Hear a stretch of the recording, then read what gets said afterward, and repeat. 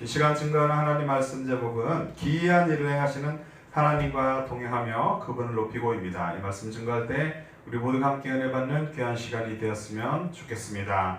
우리가 무엇을 바라보는가 하는 것은 너무나 중요하죠. 세계 미인 대회에서는 심사 규정에 의해서 지성미에 50점을 준다고 합니다. 또 육체미에 50점을 준다고 해요. 그런데 그 중에 눈에 해당하는 점수가 몇 점일까요? 10점이나 된다고 합니다. 이는 눈이 우리의 신체 중에서 얼마나 중요한 위치에 있는가를 말해주는 것이죠. 사실 눈으로 우리가 무엇을 보느냐에 따라서 각자의 인생이 정해지기도 합니다. 예를 들면은 물이 펄펄 끓는 주전자를 보았습니다. 와트라는 사람이 보았습니다. 그래서 그곳에서 그걸 봄으로써 증기의 힘을 발견합니다. 힘을 봅니다. 프랭클린이라는 또 과학자는 번개를 보게 되고 거기에서 전기를 봅니다. 번개를 통해 전기를 봅니다. 그러나 다윗은 무엇을 보았냐면 그의 궁전 옥상에서 이제 밧세바를 보았죠. 우리가 알듯이. 그래서 그의 인생에 좋지 않은 결과가 있었습니다. 우리의 눈으로 무엇을 보느냐 하는 것은 실로 이렇게 중요한 것임을 우리가 기억해야 할 것입니다. 우리의 삶은 어떠합니까? 다른 어떤 것을 바라보기보다도 살아계신 주님을 바라보기를 힘쓰는 우리가 되시기를 바랍니다. 주의 기이한 일을 경험하며 그분의 이름을, 그분을 높이는 저 여러분들 모두가 되시기를 주님의 이름으로 축복합니다.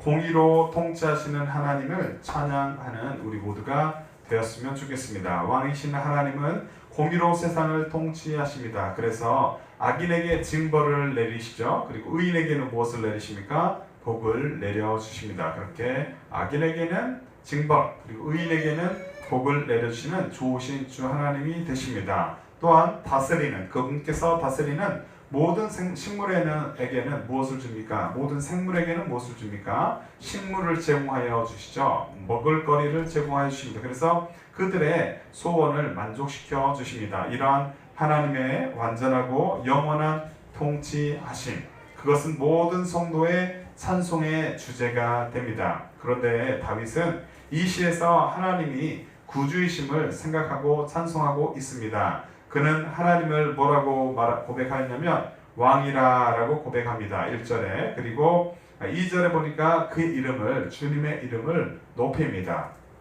3절부터 6절에 또 보니까 그 하나님은 위대하시다, 모든 구원하시는 기사들을 많이 행하신다 라고 또 고백을 합니다. 그렇게 찬송을 하죠. 또한 하나님의 지으신 모든 만물도 하나님이 만유의 하나님이심과 또 지으신 모든 만물의 긍휼을 베풀어 주시는데 그것에 다윗은 감사를 하고 있습니다. 7절부터 10절에 그렇습니다. 그리고 세상의 모든 만물은 주의 나라의 영광을 찬송한다. 그런데 주의 나라는 영원하다. 그리고 대대에 이르도록 그 능력은 넘쳐날 것이다 라고 말하고 있습니다. 13절에 주의 나라는 또 특별히 낮아진 자를 일으켜주시는 통치이다 라고 14절에 말하였고 15절부터 16절에 보니까 다윗은 모든 생물에게 식물을 주시는 하나님 때문에 그분을 찬양하고 있어요. 그리고 17절부터 19절에 보니까 의로우시고 또 은혜로우시며 신자들의 진실한 기도를 들어주시는 하나님이신 줄을 알고서 또 그분을 찬양합니다. 다윗이 하나님을 계속 찬양하는데 이러한 이유 때문에 이러한 이유들을 들으면서 하나님을 높이 찬양하고 있는 것입니다. 마지막으로 21절까지 보니까 마지막으로 심판하시는 하나님을 알고 또 하나님께서는 심판하시는 분이 되시는구나, 별로 좋은 게 아니죠. 그런데 그것을 또 알고 주님을 찬송을 하고 있죠. 오늘 본문의 말씀이 시편 145편 4절부터 6절의 말씀인데요. 기이한 일을 행하시는 하나님과 동행하며, 하나님은 놀라운 일, 다양한 일, 기이한 일들을 행하십니다. 그 하나님을 찬양하고 또 그분과 동행하며 그분을 높이는 저와 여러분의 삶이 되기를 원합니다. 첫 번째로 4절에 주께서 행하시는 일을 찬양하는 저 여러분들이 되시기를 바랍니다. 주님께서 무엇을 행하셨는가, 그분이 행하시는 일을 찬양하는, 그분을 높이고 그 일을 행하시는 일을 찬양하는 우리 모두가 되었으면 좋겠습니다. 하나님의 사람들, 저와 여러분들은 누가 행하시는 일을 찬양하는 지혜로운 자가 되어야겠습니까? 이건 이제 정답이 너무 쉽죠? 정답은 주께서 행하시는 일이 정답입니다. 그리스도인들은 주께서 행하시는 일을 찬양하고 주의 백성을 위해 일하시는 하나님을 높이고 전하는 자가 되어야 하는 줄로 믿습니다. 본문의 말씀을 함께 읽어보도록 합니다. 시편 145편 4절의 말씀 읽습니다. 시작. 대대로 주께서 행하시는 일을 크게 찬양하며 주의 능한 일을 선포하리로다 라고 말씀하고 있죠. 다윗은 하나님이 자신의 왕이 되심을 고백합니다. 그러면서 주의 이름을 날마다 송축하고 영원토록 찬양하겠다라고 다짐하고 있는 것이죠. 그의 이러한 고백과 다짐은 하나님에 대한 무엇을 바탕으로 하고 있습니까? 정확한 인식, 그가 바라보는 하나님. 그러니까 다윗은 다윗이 하나님을 바라보는데 그 하나님에 대한 확실한 정확한 인식을 가지고 있었어요. 그래서 그 정확한 인식을 바탕으로 이러한 고백을 그는 할 수가 있었습니다. 우리는 하나님께서 창조주이실 뿐만 아니라 구속주로서 우리를 구원하여 주신 주님으로서 인간을, 저와 여러분을 영원한 나라로 인도하여 주시는 분임을 이 시간 깨달아야 할 줄로 믿습니다. 앞절의 말씀을 보면은 시편 145편 1절부터 3절의 말씀에 보면 왕이신 나의 하나님이여 내가 주를 높이고 영원히 주의 이름을 송축하리이다. 내가 날마다 주를 송축하며 영원히 주의 이름을 송축하리이다. 여호와는 위대하시니 크게 찬양할 것이라 그의 위대하심을 측량하지 못하리로다 라고 말씀하고 있는데요. 이렇게 다윗은 하나님을 찬양합니다. 그러면서 주님을 늘 송축하며 살기를 소망했습니다. 또한 출애굽기에 보면은 유월절 예식에 대한 말씀이 기록이 되어 있는데요. 출애굽기 12장 26절부터 27절의 말씀에 보니까 이후에 너희 자녀가 묻기를 이 예식이 무슨 뜻이냐 하거는 너희는 이르기를 이는 여호와의 유월절 제사라. 여호와께서 애굽 사람을 치실 때 애굽에 있는 이스라엘 자손의 집을 넘으사 우리의 집을 구원하셨느니라 하라 하매 백성이 머리 숙여 경배하니라 라고 기록하고 있는데요. 유월절 예식에 대한 설명을 이렇게 하고 있는 것입니다. 우리는 이 말씀 통해서 우리가 뭘 또 할 수 있냐면 하나님께서 이스라엘 백성을 죽음의 재앙에서, 유월절 사건은 무엇을 말합니까? 죽음의 재앙에서 그 백성을 건져내심을 알 수 있게 하죠. 그 재앙에서 건져내신 구원의 하나님이 되심을 이 시간 기억하였으면 좋겠습니다. 또한 다윗은 고난 중에서 승리를 믿고 말했고 주의 이름을 선포하며 찬양하였던 것입니다. 주님께서 행하신 일은 아주 기이한 일, 놀라운 일들이 많다라는 것이죠. 그는 고난 가운데서도 다윗은 많은 고난을 우리가 알듯이 겪었잖아요. 그런데 그는 고난 가운데서도 주님을 높일 수가 있었습니다. 높였습니다. 높이는 삶을 살았습니다. 시편 22편 22절부터 23절 말씀에 보니까 내가 주의 이름을 형제에게 선포하고 회중에서 주를 찬송하리이다. 여호와를 두려워하는 너희여 그를 찬송할지어다. 야곱의 모든 자손이여 그에게 영광을 돌릴지어다. 너희 이스라엘 모든 자손이여 그를 경외할지어다 라고 또 그는 말을 하고 있는 것이에요. 우리 또한 어떠한 환경 가운데서 다윗이 처한 환경보다 우리의 환경은 더 충분히 나을 것입니다. 그런데 우리는 우리가 처한 환경에 때로는 힘들어하기도 하는데 그때 또 불평할 수도 있는데 그러한 것들을 행하는 것이 아니라 힘들어하지 말고 불평하지 말고 어떠한 환경 가운데서도 구원의 하나님, 우리에게 주님의 생명을 허락하신 그 구원의 하나님을 극진히 높이는 복된 자로 살아갈 수 있기를 이 시간 기도합니다. 뿐만 아니라 주님의 손에 능하심을 깨닫고 높이는 자가 되기를 바랍니다. 여호수아 4장 21절부터 24절의 말씀 함께 읽어보도록 하겠습니다. 시작. 이스라엘 자손들에게 일러 가로되 후일에 너희 자손이 그 아비에게 묻기를 이 돌은 무슨 뜻이냐 하거든 너희는 자손에게 알게 하여 이르기를 이스라엘이 마른 땅을 밟고 이 요단을 건넜음이라. 너희 하나님 여호와께서 요단 물을 너희 앞에 마르게 하사 너희로 건너게 하신 것이 너희 하나님 여호와께서 우리 앞에 홍해를 말리시고 우리로 건너게 하신과 같았나니 이는 땅의 모든 백성으로 여호와의 손이 능하심을 알게 하며 너희로 너희 하나님 여호와를 영원토록 경외하게 하려 하심이라 하라 라고 말씀하고 있습니다. 요단강을 하나님께서 건너게 하셨습니다. 이스라엘 백성 건너게 하시고 또 그것을 이제 돌다는 싸움으로써 그것 후손에게 알게 하셨습니다. 예, 요단강을 하나님께 건너게 하셨고 또 홍해를 또 동풍을 불게 하사 말리셔가지고 마른 땅처럼 건너게 하신 그 두 가지의 기적을 주님께서 행하셨죠. 주님의 손에 능하심입니다. 이 사실을 깨닫고 주님을 높이는 저 여러분들 되시기를 바랍니다. 주님께서는 기이한 일을 행하시죠. 하나님은 이스라엘 백성을 요단강을 건너게 하는 그 기적을 베풀어 주셨습니다. 자, 우리는 또 홍해와 요단강 건너게 하신 기적의 하나님을 그러므로 우리는 믿어야 합니다. 여호와의 손에 능하심을 고백하며 살아가는 복된 주의 자녀들 될 수 있기를 바랍니다. 그 믿음 갖고 또 능하심을 주님의 손에 능하심을 고백하며 살아가는 복된 우리가 되기를 원합니다. 또한 여호와의 영예 영광스러움이죠. 그것과 영예와 그 능력과 기이한 일을 후대에게 우리만 아는 것이 아니라 자손들에게 후대에게 전하는 우리가 되시기를 바랍니다. 시편 기자는 이렇게 고백하고 있습니다. 시편 78편 3절부터 7절 말씀에 보니까 이렇게 고백합니다. 이는 우리가 들은 바요 아는 바요 우리 열조가 우리에게 전한 바라 우리가 이를 그 자손에게 숨기지 아니하고 여호와의 영예와 그 능력과 기이한 사적을 후대에 전하리로다.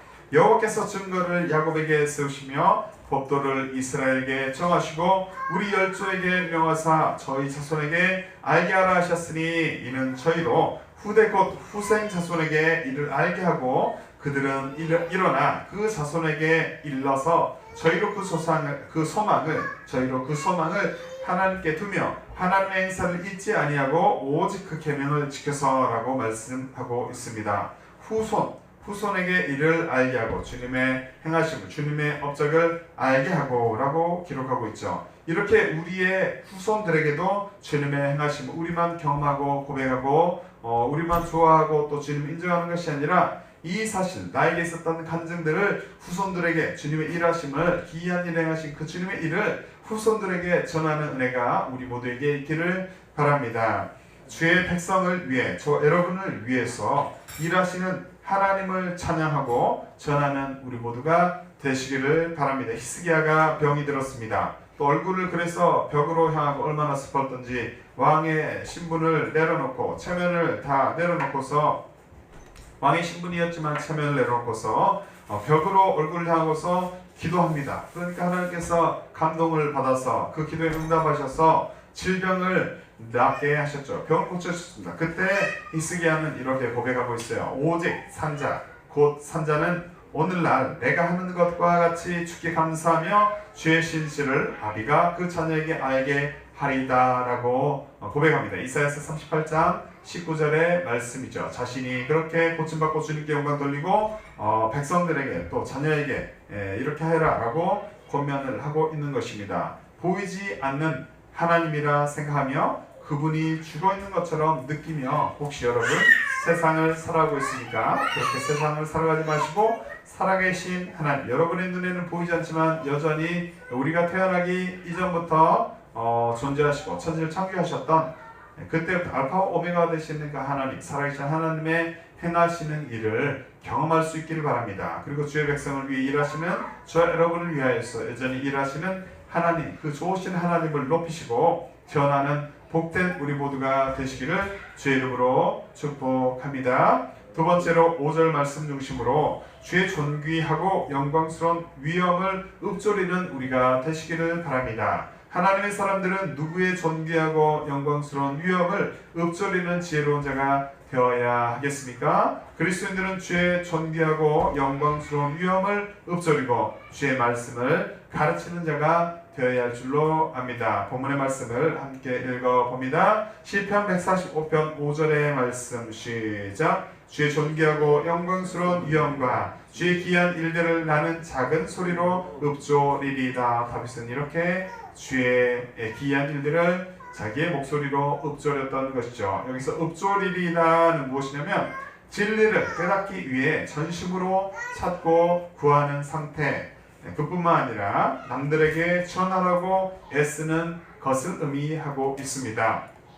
다윗은 하나님의 광대하심을 측량할 수 없음을 고백합니다. 그래서 또 그 측량할 수 없음을 고백하고 그분을 찾기 위해서 아주 애를 썼던 그 왕입니다. 우리 또한 존귀하신 주님을 날마다 우리 환경과 관계없이 주님을 찾고 높이는 복된 자의 삶을 살아갈 수 있기를 바랍니다. 우리는 언제든지 재판장이며 또 왕이신 구원의 하나님을 인정하며 살아가야 하는 것입니다. 이사야서는 이렇게 기록하고 있습니다. 이사야 33장 22절 말씀 보니까 되죠. 여호와는 우리 재판장이시오 여호와는 우리에게 율법을 세우신 자시오 여호와는 우리의 왕이시니 우리를 구원하실 것임이니라 라고 말씀하고 있죠. 아수 사람들의 대한 여호와 하나님의 승리를 예언하는 말씀입니다.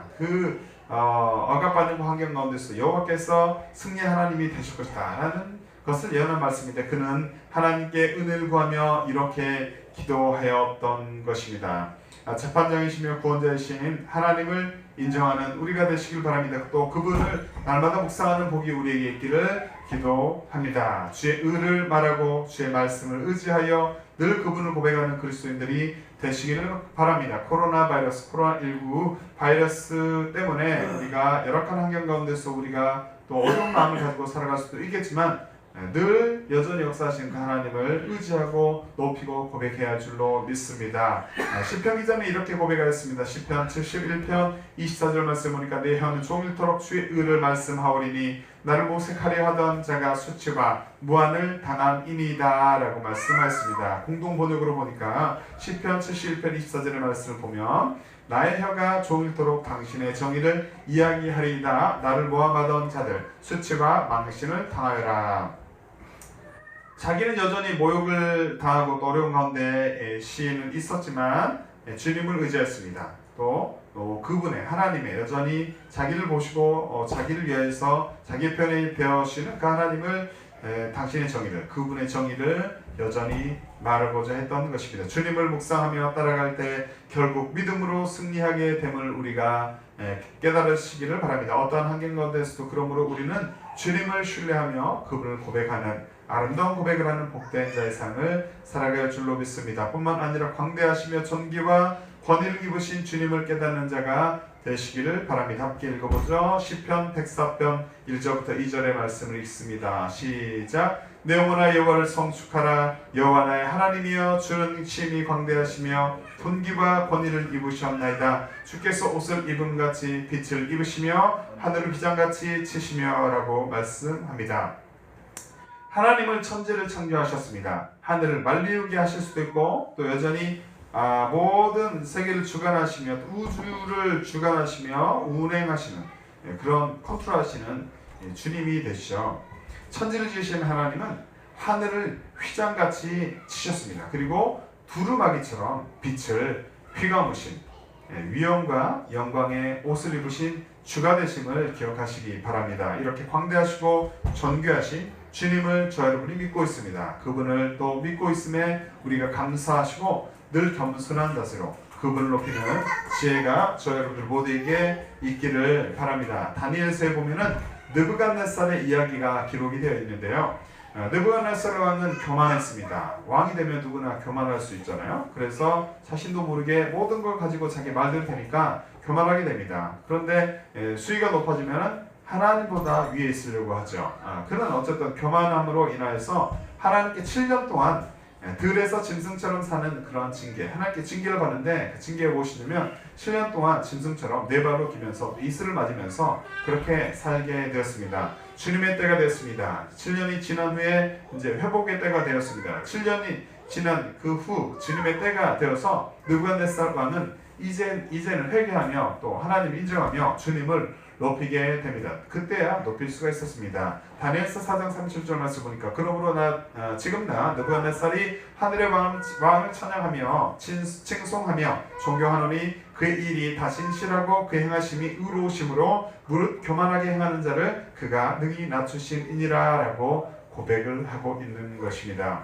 교만하여 주님께 징계받는 것이 아니라 그러므로 우리는 이 말씀 통해서 아는 것은 겸손한 자세로 주를 섬기고 늘 그분의 광대하심을 높여 복받는 자가 될 수 있기를 바랍니다. 시간의 주관자가 되십니다. 주님께서는 시공간을 초월하여서 일하시고 운행하시고 시간을 주관하시는 주님이십니다. 또 영원히 통치하시며 영원 전부터 계시고 우리가 죽은 어떤 그때 이후에도 존재하시는 또 영원히 시간과 시대를 세계를 이끌어 가시는 영원히 통치하시는 주가 되시죠. 정의의 지팡이로 또 다스리시는 또 주님이 되십니다. 그 주님을 잘 바라보고 잘 따라갈 수 있기를 기도합니다.